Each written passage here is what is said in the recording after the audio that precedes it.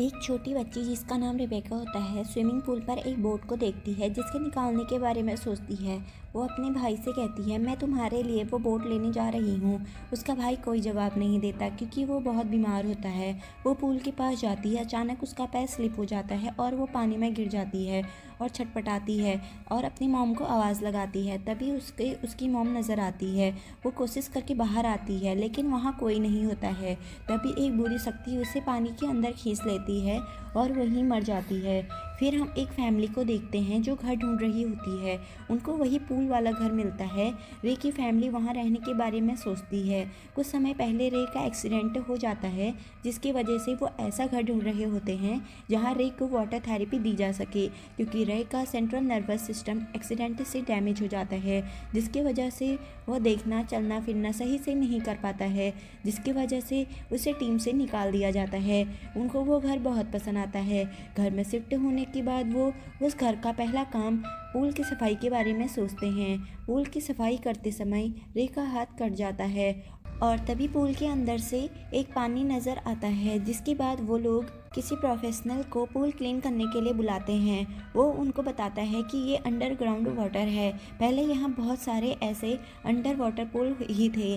Night में ewe swimming के लिए जाती है। उसे अचानक अपनी कैट दिखाई देती है जिसे वो पानी में बुलाती है, लेकिन कैट का बिहेवियर बहुत अलग होता है और वो वहाँ से भाग जाती है।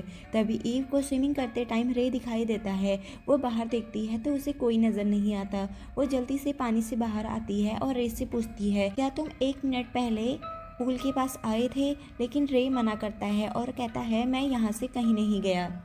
ईव को कुछ समझ नहीं आता। अगले दिन उनकी कैट की बेल्ट उनको पूल में मिलती है। वो उसे ढूंढ रहे होते हैं।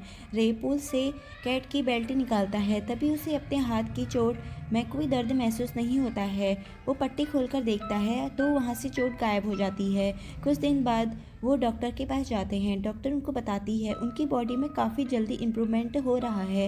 ये एक चमत्कार है। घर आने के बाद एली अपने पापा को स्विमिंग के लिए बुलाता है। एली स्विमिंग कर रहा होता है। तभी उसे लगता है उसके पापा ने कॉइन पूल में डाले हैं, लेकिन वहाँ कोई नहीं होता और वो कॉइन ढूंढ कर लाता है। तभी उसे किसी के होने का एहसास होता है, लेकिन वो अपनी बहन को सोचकर कोई ध्यान नहीं देता है और गहरे पानी में चला जाता है।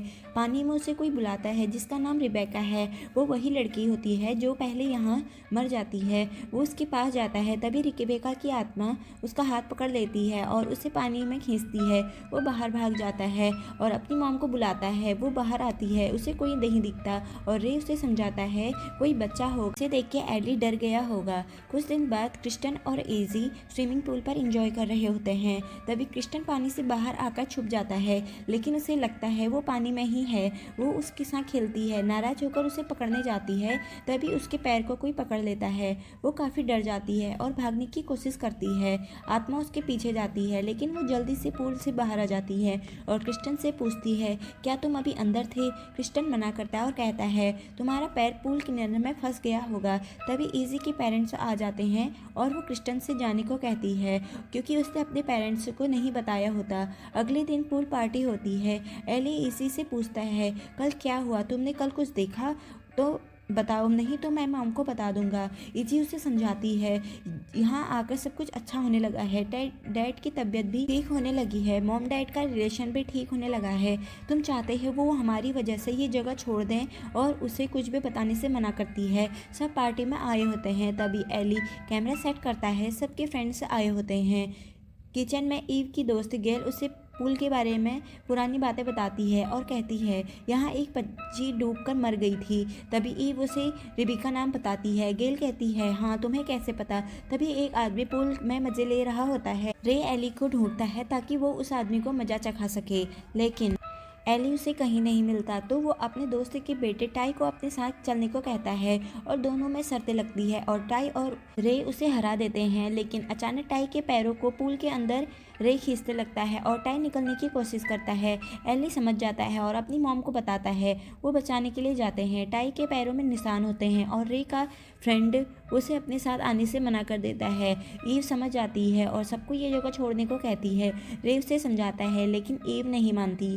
वो गाड़ी में बैठते हैं। जैसे ही वो पुल से दूर जाते हैं रे की तबीयत बिगड़ने लगती है। वो वापस घर आते हैं। रे बेड में होता है और ईव से कहता है प्लीज़ मुझे एक बार पुल में जाने दो। ईव मना करती है। तभी रे कहता है गहरे पानी में मज़ा आता है, गहराई बहुत अच्छी है।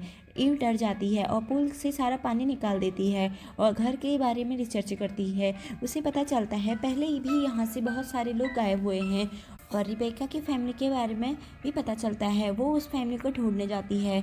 घर पहुँचती है। रिबेका की मॉम सिर्फ अपने बेटे के बारे में बताती है। वो रिबिका के बारे में अनजान बनती है। तब ईव उनको बताती है कि मेरे पति पहले बीमार थे लेकिन अब वो जल्दी रिकवर कर रहे हैं। उसका कारण वो पुल ही है। लेकिन मेरे बच्चों ने वहाँ कुछ चीज़ें देखी हैं और मैंने भी। उस पानी में कुछ बुरी ताकतें हैं। रिबिका की मॉम उनको बताती है कि वो एक विशिंग पूल है लेकिन अपनी विश पूरी करने के लिए पानी को कुछ ना कुछ देना होता है। मेरा बेटा बहुत बीमार था इसलिए मैंने अपने लड़के की जान बचाने के लिए रिबेका को उस पानी को सौंप दिया। पानी को मेरी ज़रूरत थी और उसका जरिया मैं बनी। अपने पति की चिंता मत करो, उसे वो वरदान मिला है, प्यार कुर्बानी मांगता है। पानी ने उसे चुन लिया है। जल्द ही सब खत्म हो जाएगा। पानी सो जाएगा और किसी और को चुन लेगा। अब कुछ नहीं हो सकता। ऐसा कहकर वो मर जाती है और ईव घर की ओर भागती है। रिक की तबीयत खराब होने लगती है। एली को अपनी बिल्ली साइडर की आवाज़ आती है। वो पूल के पास जाता है और उसे ढूंढने लगता है। एली उसे अपने पास आने को कहता है और उसे बचाने के लिए आगे बढ़ता है। उसे बिल्ली नहीं मिलती लेकिन पानी के अंदर उसे कोई खींच लेता है। इसी देख लेती है। उसे बचाने के लिए जाती है। पूल कवर खुद चलने लगता है। तभी ईव भी वहां आ जाती है और दोनों कोशिश करते हैं। इजी किसी को मदद के बुलाने के लिए जाती है। तभी उसे अपने डैड की आवाज़ आती है। इजी अपने डैड को ढूंढने के लिए आगे बढ़ती है। रे उसे दिखता है। तभी वो गायब हो जाता है। वो अपनी मदद के लिए कॉल करती है। तभी रे उसे रोक कर दूर फेंक देता है और इजी को घसीट कर ले जाता है। ईव पानी के अंदर एली को ढूंढ लेती है और उसे ऊपर लेकर आती है। तभी बहुत सारी आत्मा उसे रोकने की कोशिश करती हैं। तभी रिबेका उनकी मदद करती है और कॉइन की मदद से उनको बाहर लेकर आती है। एली छुपी होती है। रे उसे ढूंढ रहा होता है। तभी वो बाहर जाने लगता है।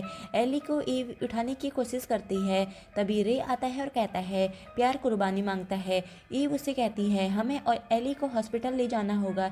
रे ईव को उठा लेता है लेकिन इजी आती है और रे को पीछे से मारती है और वो गिर जाता है।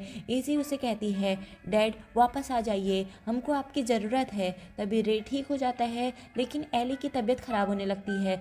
रे कहता है कीमत चुकानी होगी और पुल की तरफ आगे बढ़ता है और अपनी फैमिली से कहता है अपना ख्याल रखना और अंदर चला जाता है।